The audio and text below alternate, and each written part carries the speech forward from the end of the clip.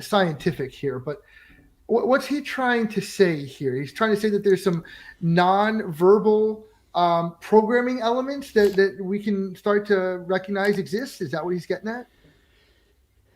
Well, he's saying they're non-vocalized or non-acoustic, but he's also saying that they're non-phonetic. Non-phonetic. So there's no vocalization around it.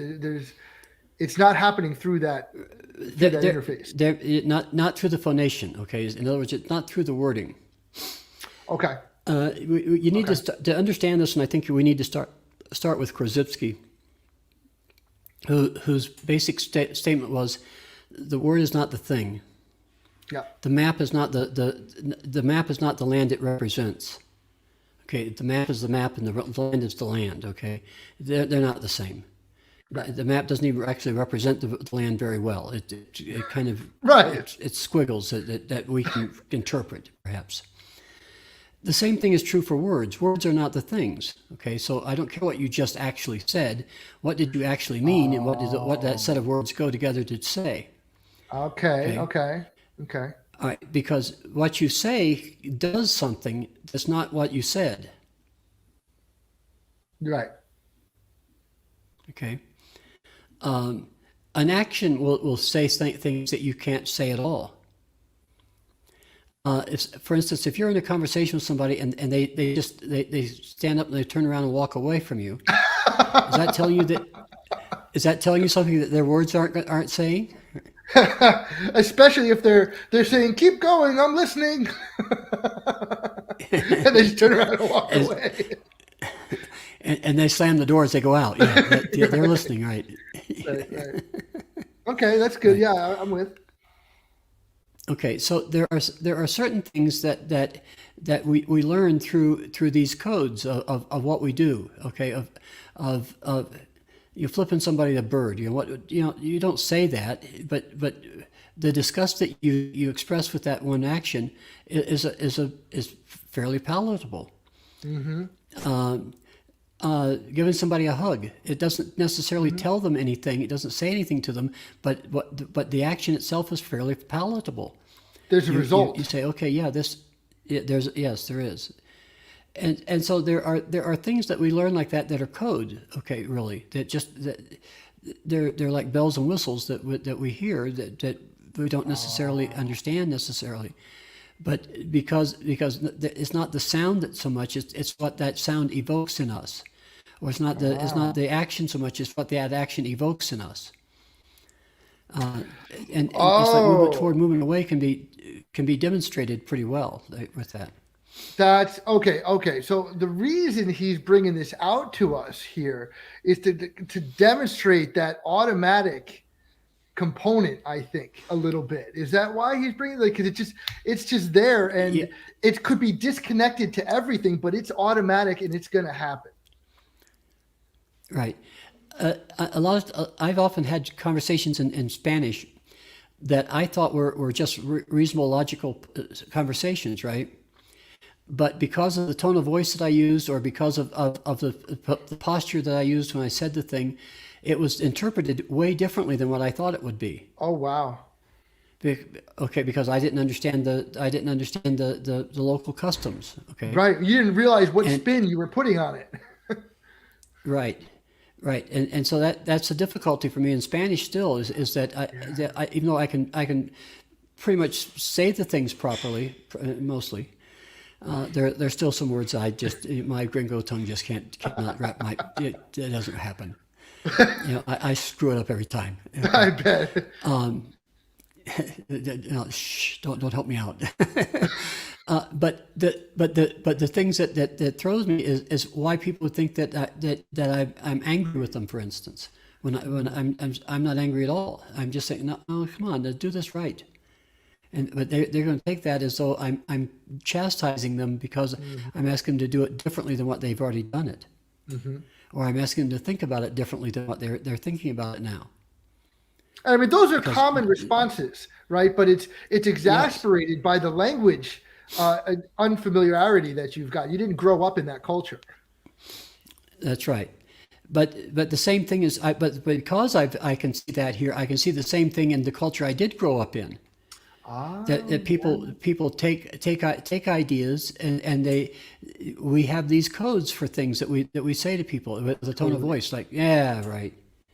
You know, we don't mean yeah, right. What the tone of voice is carrying the message, right? Right. It's not what we're saying. It's the action. It's how we're saying it. Okay, and yeah, and it's like it has an autonomic component to it, right? It touches all. It's like, oh sure, yeah, I believe Totally. that. Yeah. Damn it. He doesn't fucking believe me. Right? I just like, Well, God damn it. I told you I did. What else? What the fuck else you want? Yeah. Okay. Yeah. No, The that's shaking the legit. head thing, right? You know that. Yeah, it just changes the whole thing. Yeah. And so it's like we pay attention to to that code, right? To those clues, as it were, and we pay pretty careful attention to it as well. We say, oh yeah, this is something that actually is true, and we interpret what we hear based on those things. Yeah. Or Oh, I'm in trouble.